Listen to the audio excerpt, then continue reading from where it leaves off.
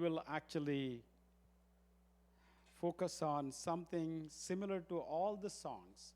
I have not said anything, not even a word to them, but they have selected all the songs that are so suitable for all of us, right? Yesterday, Mario and my wife might have heard some of it, what I'm going to speak, but, the Lord can actually speak again and again till we, get strong and walking with Him without any hindrances and without any struggles and troubles. If you are hearing it again, that means God is appealing you to pay attention. So for today's meditation, we will read a portion of Bible. So today I just entitled this as, He makes all things beautiful. Give your pain and wounds to Him. In Telugu also it is there, so you can see, ఆయన సమస్తమును సుందరంగా చేసేవాడు కాబట్టి ఆయన చేతుల్లోకి మన నొప్పిని, మన గాయాలను మనం అప్పచెప్తాం. Let's read from book of Ecclesiastes, chapter 3, verse 11. Book of Ecclesiastes, chapter 3, verse 11. If you have Bible in front of you, you can take, or you can see it on your phone, or you can see up there, so you can actually follow me as I read it for you. Okay, I'm going to read. He has made everything beautiful in its time. Also, He has put eternity into man's heart, yet so that he cannot find out what God has done from the beginning to the end. So in Telugu also I have put it there so you can read it in Telugu. Right? Let me tell you, we are in such a time that, life looks like flying, like fast, right? Before you even realize, the month is finished, the days are done, and we're in next month and next week, and, it is unimaginably fast. But if you talk to young people, they say, Pastor Garu, we have a lot of time, right? But the truth is, folks, you will not believe, you would actually look back. I can use maybe Vijay or David as an example. You can remember the day you met your wife, and then it went like that, and you got married, and you had kids, and the kids now grown up, and you have this, white beards and white mustache soon or later, things are going to be different. The time has really, gone so fast. So it is very important we understand that, We look forward to, accomplishing something. Even young people actually think, they have a lot of time to do a lot of things. They can go around and take a trip, or maybe, go as friends, as a group, and do this, do that. They have a lot of time, they think, but, that's not true. We do not have time. Ecclesiastes, actually, 3rd chapter 1 says, for everything there is a season, and the time for every matter under heaven, to plant and to pluck and to break down and to build up and to laugh and to mourn and to dance and to, think. For everything, there is a season. So as we read this, verse from Ecclesiastes 3:11, we understand that he is saying that for, everything that God has actually made beautiful, but not on our time, right? He has His own timing. Like I said, life actually has its own way. Sometimes it throws curveballs at us, right? Sometimes we are chasing, success, but we end up weeping, right? Sometimes we all of a sudden find laughter, but then, the peace just flown away. And when we are looking for peace, we all are surrounded with a lot of confusion, like sometimes even wars like that's happening around. For each of this, God has appointed a time and a season, and every season as it fits. But man does not recognize this. Man always has his own plans. Man plans to do things, but it is God who decides what is going to happen at the end. Yesterday I was talking to few people, and then I was telling them about a pastor who is very successful now, right? But when he started his ministry, just like us, right, very few people, and then he goes through ups and downs. One day the church is a lot of people, other day there is nobody, and he's faithfully serving the Lord, and all of a sudden he receives a kind of message from the hospital saying that his mother is terminally ill, meaning she's going to die sooner or later. And before he even actually settles down with this news that he received, he gets another message that his mother-in-law dies within weeks of receiving this message from doctors that your mother is ill. Now mother-in-law is dead. As he and his wife are weeping and in that mourning situation, he has a couple of daughters, and one of them, who's 13 years old, comes and says, "Mom and Dad, I have a news to say." He say, "What?" She's only 13 years. She says, "I'm pregnant." That is the kind of society we live in, right? North American culture. So you can imagine how much people would have spoken about this pastor, how much they have backbitten, how much they have, dressed him down. Being a pastor, you can't take care of your family, you can't control your daughter, blah, blah, especially our community. Our community is just like Italian community, right? We go, right? So nothing against any community, but we are gifted in talking, right? So this pastor was thinking, "Lord, where are you? Why I have to go through one after the other, one after the other, one after the other, one after the other? I'm your servant. I serve you. I want you to come and help me in this situation." He cries. He, confides in God, but the congregation does not know, right? That happens everywhere. The church does not know what the pastor goes through every single Sunday. But this pastor, stood up strong, and he let not the church understand the pain that he's going through, but, he prepared and he put up and he stood up. So in that situation, what happened was, this pastor was successful because he did not give up during the times of these troubles, right? When troubles come, we need to learn to stand and stand firm, right? It is a really misunderstanding or misnomer to understand or wrong to think that once you become a Christian, all your troubles are just gone. If you think so, it's wrong to think that way. You will have, troubles. Everything seems to good at a moment and then joyful at another time, and then they all just, vanish. Right? So it is very important we understand that.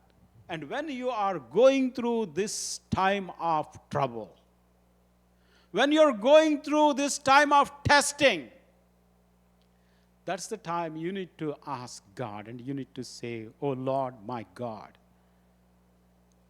show me where I have to correct myself or what I have to do, oh Lord."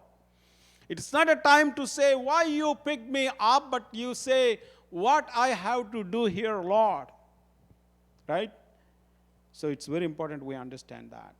So in this particular verse we read, if we look deeper, we understand God is the one who made everything beautiful. I'm not talking about the universe and the creation around you. Yes, the creation is beautiful and it is really designed great, right? Man wants everything beautiful in his own time. Like I said, man wants everything to be done. Man has a schedule and he follows the schedule. And he is waiting for God to do these things, but it doesn't happen. But God who makes actually things beautiful in his time. I will explain this to you a little more. Right? There is a process that God actually follows through. And when he does that, he uses the negative experiences we have. Right? Even the negative experiences. Let me tell you, when I worked in secular world, many times, I had gone through ups and downs. I lose the job. And you know what happens? I end up in a better job next time. Better pay, better salary. Right? So God used that negative experiences also. Right? Negative challenges sometimes. Right? When I was living in a seminary, seminary lifestyle is very different than Bible college lifestyle, right?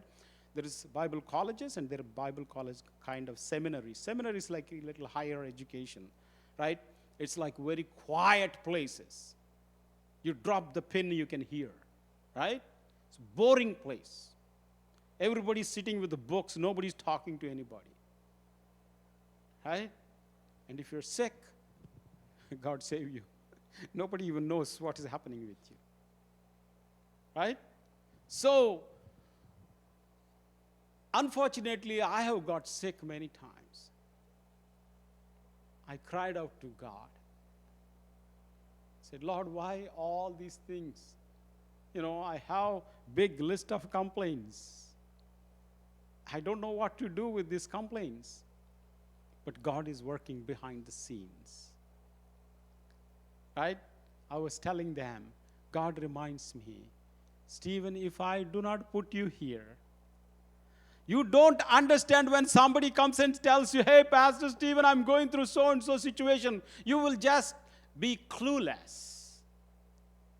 Right? God has to walk me through that way. Then only I know the way that people go through. So, God can use negative experiences, not so great moments, not so great cherishable experiences. You have them, but God can use them. Right? So, we need to understand that God uses even tribulations. Right? The next slide. Right? God uses even tribulations, meaning the crushing moments. Right? God can use tribulations in training you. Right? The crushing moments, you take the tube, like the toothpaste tube. You crush it. What happens? What happens? Tell me, when you crush the toothpaste tube, what happens? The paste, what is inside comes out. But what if you fill your inside with Jesus? And these situations crush you. These troubles crush you. These tribulations crush you. What comes out? Only Jesus comes out. Like, that song. It's all about you, Jesus. It's all about you. Right? The story of Christian life is not all about us. Even though, God loved the world and He gave His only Son,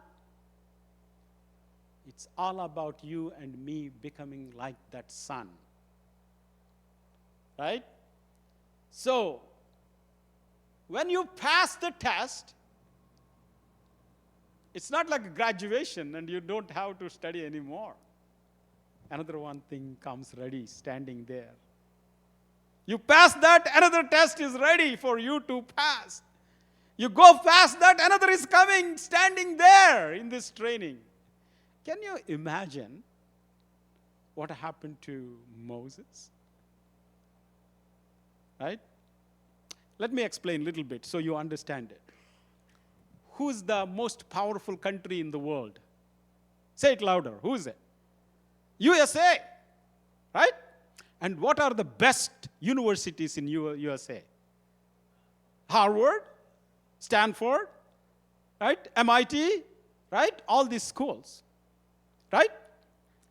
Let me tell you, if you are son of the president, what kind of schools you go to? What kind of schools you go to? You go to one of these best schools, right?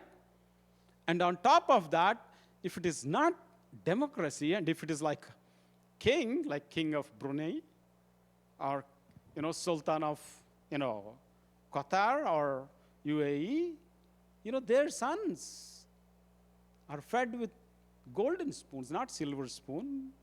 Silver spoon is for us to buy the biryani, right?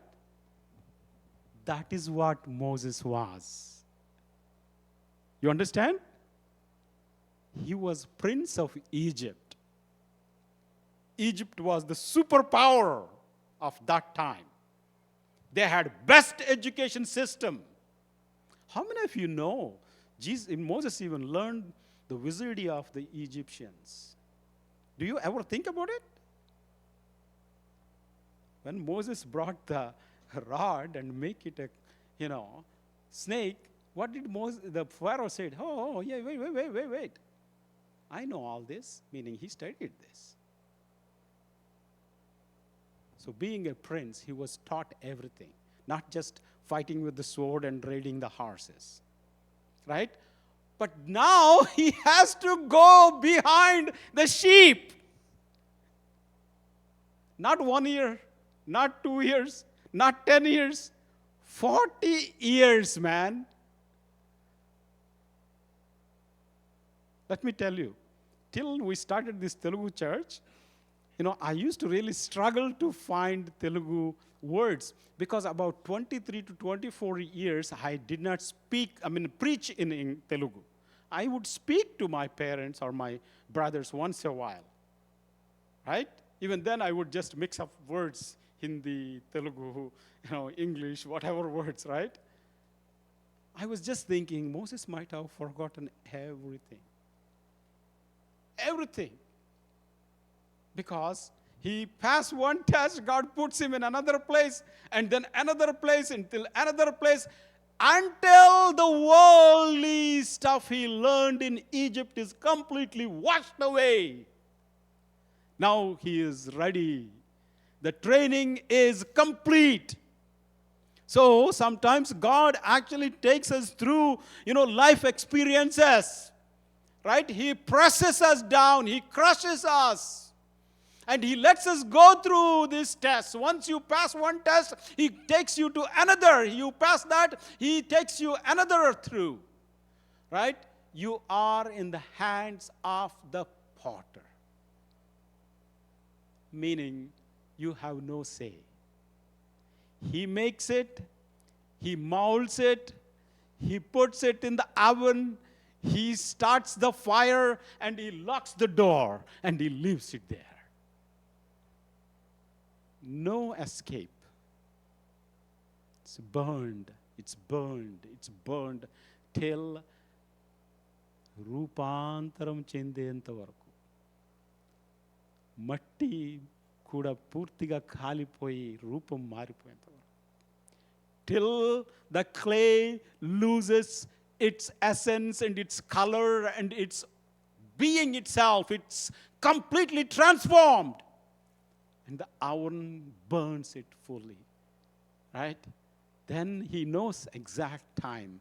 That's why in his time, he makes things beautiful. Not in our time. Oh, I went to this, so-and-so school, now I finished, I'm graduating, so I have to get the job. Lord, make sure I get one of the best jobs, okay? I just want to be, graduating from this school and get into this job. Maybe 6 or maybe 1 year after, I have to, get a promotion. Maybe $70 per hour or something. Right? We plan things and we have this schedule in our head, and when things don't work, we go frustrated. But let me tell you again, He is the potter, so He does everything in His way, right?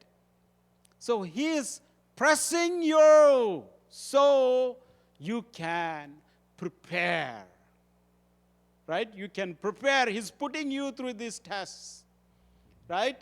He has plans to prosper you, not to harm you.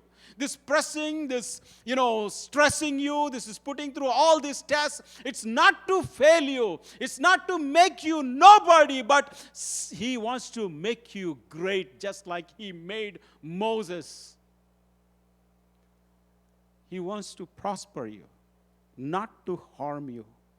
Jeremiah 29:11 says, right? It's very important we understand that. Again, let's go to the next slide, Nana. Yeah. So the weeds cannot kill the seeds. The seeds God put in your heart, the promises He gave to you, the weeds cannot kill them because they have no power unless you give in to them. You got it? Unless you surrender, they cannot do anything to you. They try to encroach you, right? Why I can say this is, when, in the story Jesus says, they came and they said, "Sir, shall we remove all these weeds?" He said, no, don't remove the weeds. Because weeds have its own purpose. When you get that temptation, when you get those trials, those tests, they have their own purpose in our lives. Jesus does not let them remove the weeds because He has purpose for them. He says, just leave it. Right? If you take away the suffering from your life, right? If you take away all the tests from your life, you take away all the pain from your life, you learn nothing. My son had more, comfort than my two daughters. You can see the difference. Because I have to push him to learn now. Right? I was telling my daughter another day, when I was 12 years old, in India we have this baskets for market, right? We have the plastic ones weaved, and you carry them, right?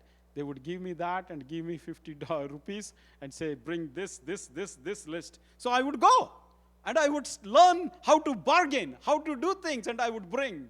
They're like, oh, good. So next day, same thing. So they let me go through all this. So I would learn. Let me tell you, I would become very street smart guy. But when I become a Christian, I had to undo it all. Right? Unlearn all that worldly stuff. It was not easy, but finally I was able to, do it. But some people think, oh, chala అమాయకుడండి, ఈయనకేమీ తెలియదు, ఈయనకి బోల్తా కొట్టించవచ్చు ఈజీగా. But I know what they're doing, but I just ignore it. Right? So what I'm trying to say here is, when there is no pain, there is no learning. When there is no suffering, there is no learning. When there is no test, there is no need to prepare for, learning, our graduation. Right? It's very important we understand this part. The weeds cannot kill the seeds until you give in to, the weeds completely. Then we see stress is part of success. Right? Works, are for good. Right? This stress actually works for our good. If you look at Romans 8:28, you will see all things are, happen or work for our own good. Right? While it hurts, while the tears come down your cheeks, while you cannot take it in your heart, while you want to sob and just hide all these tears, what is happening is, God is working everything for our good. It does not feel good, I can say that. But we are called for His purpose. Right? Kneading is what makes the dough raise.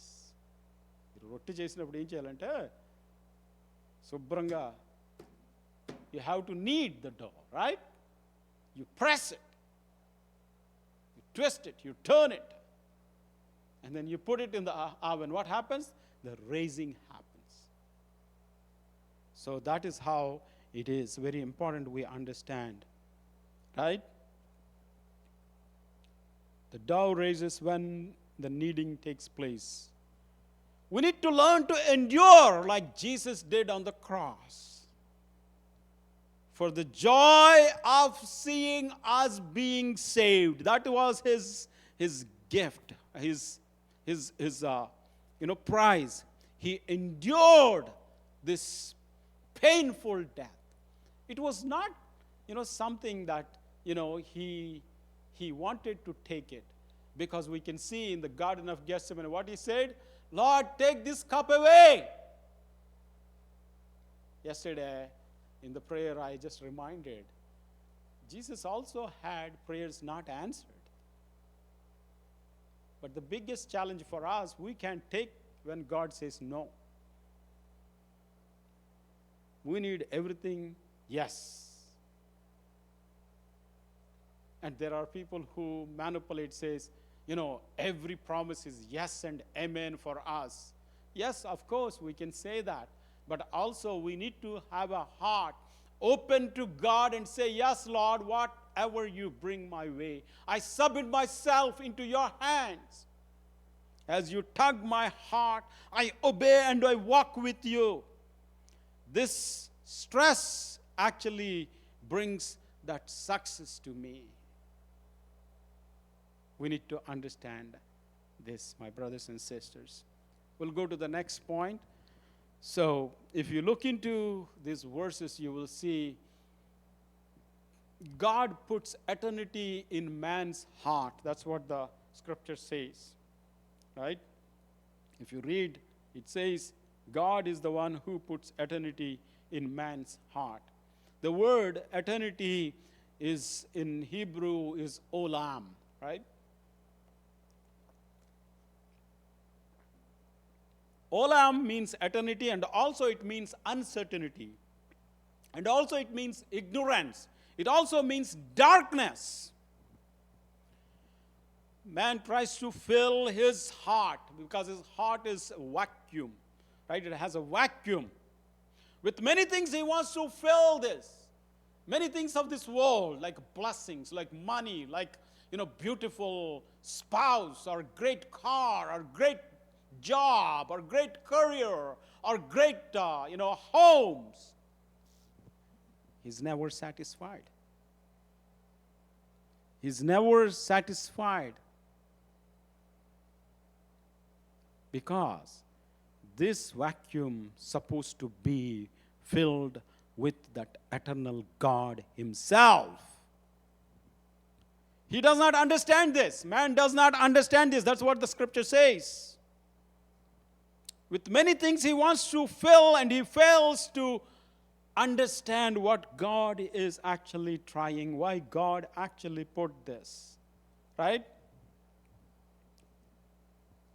Solomon, contrast between God's wisdom and human wisdom here. If you actually see, God has planned this eternal longing and the sense of eternity in human heart. No matter what kind of lifestyle you're living, what kind of religion you're following, you have this eternal urge to know God, because that is designed by God Himself. Right? So God is actually, wanting you to look for this eternity. The human heart has this longing for eternity, or the sense of eternity. So we are not satisfied with anything but God. So the desire of olam, meaning this eternity, should lead us to God. God made us for eternity. We should commune with him. That is what we do on Sundays, but that you have to do every single day when you wake up in the morning, or when you are done with the day and you're resting for the rest of the day. You need to commune with him whenever possible, but you have to, right? So like I said, you have that new car, brand new car, and you enjoy it for a while. The luster is gone in a couple of months or weeks. You bought that new home, that, excitement wears off in few days. You have that new job, that also vanishes in no time. So, again, I want to tell you, these happy moments and excitement does not last till we give into the knowledge of God. Right? Let's go to the next slide, Nana. Yes. The third thing we need to understand is because finite cannot understand or fathom the infinite. God is infinite God, and we are finite beings. Many Christians and even pastors, they think all the stories in the Bible are just stories. Right? These all are myth. A lot of Christians came to me and told that this is just like myth, like Ramayana, Bharata, all this stuff. Last Sunday, I was arguing with a man here who worked in medical industry for a long time.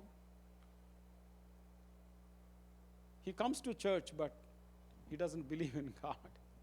You can understand what kind of people, right? Let me tell you, there is nobody who is called atheist. It is the point where they want to fill this vacuum with their own desires.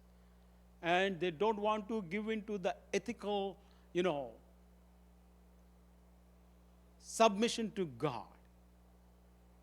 They want to rule themselves. That is where they come to a point and they deny God and his existence. So, many pastors and many theological seminary professors and the teachers, even, atheists, so they actually think this is all mythical, stories. All the biblical stories have mythical character, so they are not supposed to be believed. Right? So they deny miracles and supernatural. So my question for you, I don't know where you are at in your life with your faith. If you think, at some point this Bible and biblical stories are all myth and mythical stories, if you're thinking that way, let me ask you a question. If you take away all the miracles or miracle stories from Bible out, what is left? Nothing left in Bible. It is just like any other book. So we need to understand, if we do that, we will end up in a world, where everything is empty and void. Right? There is always, search for God, search for supernatural, search for, the supernatural being. God has put this eternity in our hearts, so nothing can fill that void. No property, no cars, no careers, no jobs. Nothing can fill this heart, because we are made to look for the idea of perpetuity, meaning eternity. But we do not understand, because we live in finite world as finite beings finite mindset. But God is infinite. God is powerful. So to understand him with this, small mind is impossible. The day you figure that out, I don't think there will be a day that you figure that out, but I'm just saying, you forget about everything else, right? I don't think anybody can figure that out. If you figure God, he's not God. You cannot figure him. You cannot fathom him. You cannot understand him. You have to go through certain experiences and you think, oh, this is what God is. And then the next day, you are clueless. You don't know. And you go through some other set of learnings and all that stuff, and then you say, oh, this is what God is. Oh, what an awesome God he is. But then certain experiences happen and that wiped out. And again, you don't know, right? So with your finite mind, you cannot fathom the deepness, the depth of God, right? So the next point is God's doing cannot be found by man. Right? Life is like a shifting succession of weeping and laughing, like I said, appreciation and criticism, and also wounded and healed, and it goes on and on, right? So at this point, A.W. Tozer's quote we need to understand. He says, when I understand that everything happening to me is to make me more Christ-like, it is the resolve of great deal of anxiety. It resolves. When we understand that all things that is happening in our life, all this training, all these troubles, all these ups and downs, this is all happening with the purpose of making you and me like Jesus Christ.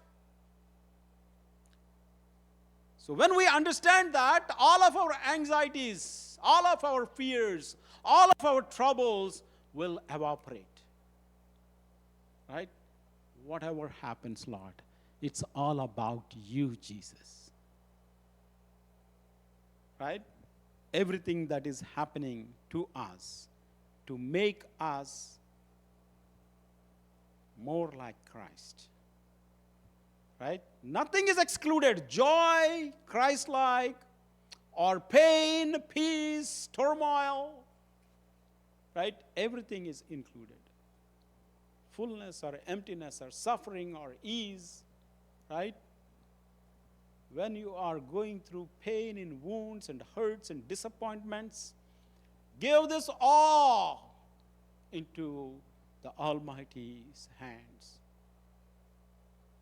so he may use them and bring glory to his name. You might say, you do not know what I have experienced, Pastor. You can say all these things. I have done all these things. I am left with nothing to do. I don't know what to do next.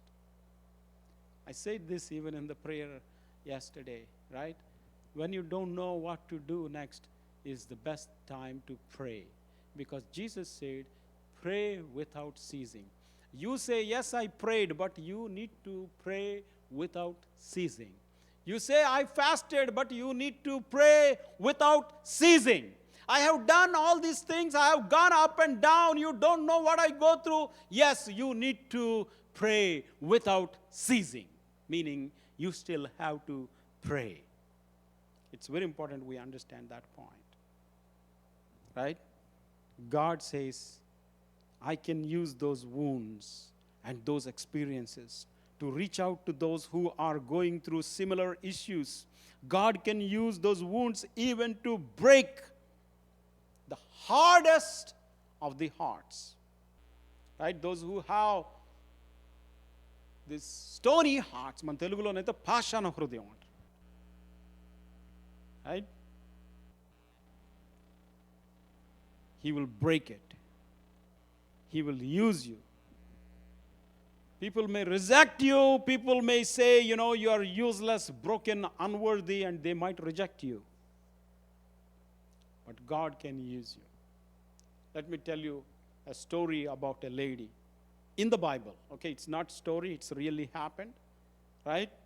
There was a lady called Jeruiah in 1 Chronicles chapter 2, verses 15 to 16. If you look at that, yes, I have it there.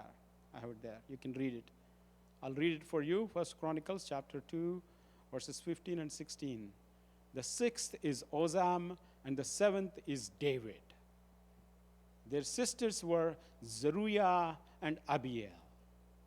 Zeruiah's three sons were Abishai, Joab, and Asahel. By the way, the name Zeruiah means pain or tribulation. I don't know what kind of parents will give that name to their children. They must have been really disappointed. ఏమండి మన పిల్లల్ని మనం నొప్పి అని పిలుస్తామా? You can understand what these parents have gone through. Or when they gave birth to this girl, they called her pain. Yesterday I was telling this. When she's playing, her friends would say, hey, pain! Hey, tribulation! When she's just going away, they just look at her, hey, pain! Even the father calls, pain! Come and sit with us! Pain! Come and eat with us! Pain! Time to sleep! So every moment of her life, she's reminded that she's painful, she is, a tribulation. Can you imagine her psyche? ఏమండి మిమ్మల్ని ప్రతి క్షణం కూడా ఎవరో ఒకరు పేరు పెట్టి ఏదో ఒక పేర్లు పెట్టి పిలుస్తూ ఉంటే you will be ఎన్రేజ్డ్ in your heart. It's like never ending. దీనికి అంతమే లేదంట. ప్రతిరోజు, ప్రతి క్షణం, ప్రతి నిమిషం ప్రజలు ఈ విధంగా పిలుస్తూనే ఉన్నారంట. ఏమండి భర్త కూడాను. Because our name is that. Pain, come and help me. Pain, give me food. Pain, give me water. So every moment, ప్రతి నిమిషం కూడా ఆమెకు ఈ వేదన గుర్తుకు వస్తూనే ఉందన్నమాట. ప్రతి నిమిషం కూడా. That's what Zeruiah has gone through. But she did not hold herself back because of this. She brought up 3 sons who were mighty warriors. Right? They were mighty warriors. The first one I put is Abishai. You can see him in 2 Samuel, book of 2 Samuel. You will see his name many times, but especially in chapter 21, 15 to 17, you see there was a war again between the Philistines and the Israel, and David went down together with his servants, and they fought against the Philistines. And David grew weary, means he's tired. And Ishbi-Benob, a Philistine, who's a descendant of one of the giants whose spear weighed 300 shekels of bronze and was armed with a new sword, and he wanted to kill David. Right? He was almost like another Goliath, has a new sword, and he came to kill David. Then what happened? Abishai came in between that giant and David, and he saved David, and he killed this giant. By the way, his name means gift of, God, or gift of the Father. So when she gave birth, the nurse came and she said, hey, pain, hey, Zeruiah, you have a son. Then she forgot about that pain, and she said, he's a gift of my Father. He's a gift of God. Right? And he was definitely a gift of God for David at the moment when he saved David's life, when he, killed this giant. His name means gift of God. The eldest son of Zeruiah. He was brother of Joab and Asahel. Right? So, Abishai was the only one who accompanied David when David went into that cave where Saul was sleeping. It was Abishai who was with David. So you can understand how much David depended on this man. We see King David, but we do not see who's supporting him behind. These are the pillars who stood with King David and his reign, King David and his kingdom. So God has appointed these generals to stand with him. These are the children who were brought up by this mother who cried out and who was reminded by his parents, her own spouse and her friends. Hey, pain, they called her every moment. They ridiculed her. And maybe you're going through that kind of situation. You can't explain it to people, the pain that you go through. But this is a challenge for you. Look at Jeruiah, what she did. Right? Then the second one's name is Joab. What is Joab means? Jah means Jehovah is my Ab, means my father. Jehovah is his father. Right? In modern day terms, he is like a 4-star general of, the American army. Joab was the warrior who fought for every war for David. He went before David has gone to the cities to take over, and he called David, hey, all the work is done. It is time for you to come and take over this city. So all the legwork was done by Joab. This is her second son, and she calls him, God is my father, right? Because she depended on this good father. His father also called her Pain. Every moment, people reminded her, her name is Pain. But then she calls him, gift, like, his father is God, right? So that's what she said. Then we see Asael. What does it mean? He is made by God, or God created. Right? Asael is known for his running skills. He was the swiftest of all those who are in Israel, right? He was mentioned among David's 30 mighty men. David had 30 people encircled around him, and he was one of them. You can imagine how this lady picked these names to put these children, these names, right? Not only because of the negative, experience she had, God used that a negative experience in her life to bless Israel, to bless David, to bless all of, his people. So maybe, God will use you and use your negative, experiences. So it is good you actually give in to God. So what should you actually say? What is your choice? What is your choice in midst of all this troubling and hurting and this, life battles every day you face? My church, I know some of you have, battles, but some of you are tired and just drop your sword and sitting there and waiting for God to come and fight your battles. And you're not going to see that happen. You need to get up. You need to fight these battles. In midst of all these troubles, all this hurt, all these pains that you go through, will you just sulk and give up? Or will you stand and give into God's hand? Whatever may, Lord. Like last week we spoke about Esther, right? If I perish, I perish. So again, today, another woman, I just want to remind you. You know what? I know in my life, I have seen when the women of the church take a stand, that church goes like mighty church. I'm asking the women of this church to take your place. Stand up for God. Don't just sulk and just give up. God has given you, gifts to intercede. And I want you to take your place. I want you to look to Him and be patient. Will you ask like David asked? I put it in the next slide. You can see in Psalm 40, he said, I waited patiently for the Lord.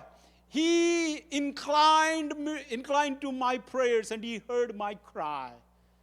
He also brought me up out of that horrible pit, out of that miry clay, and set my feet upon the rock. You know what is the miry clay means? It's almost like, in Telugu we call it woobi, right? Quicksand.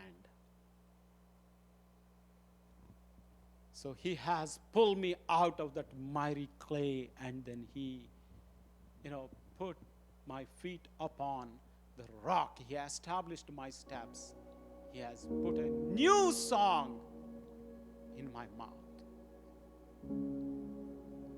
God is making you and molding you for his purpose, not just your own troubles and own family. Yes, they are part of, God's blessings. He will take care of that part, but he has greater plans for you, plans to prosper you, not to harm you.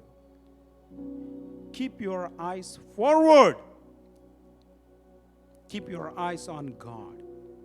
Keep focus on him. This word reminds you that seasons will come and they will end.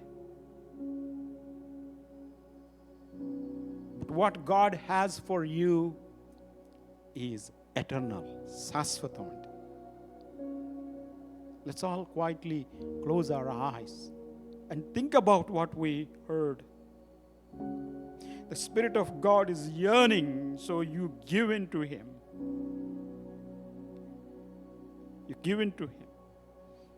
Don't make anything more priority than spending time with him, having fellowship with him, praying, taking your place, molding your family and your church. Your church needs you. Your family needs you. Your children, your spouse, your community needs you. Would you say, just like David, I have waited patiently for the Lord. He inclined me and heard my cry. He has brought me up out of that horrible pit, that trouble. Lord, I thank you for your goodness and your mercies.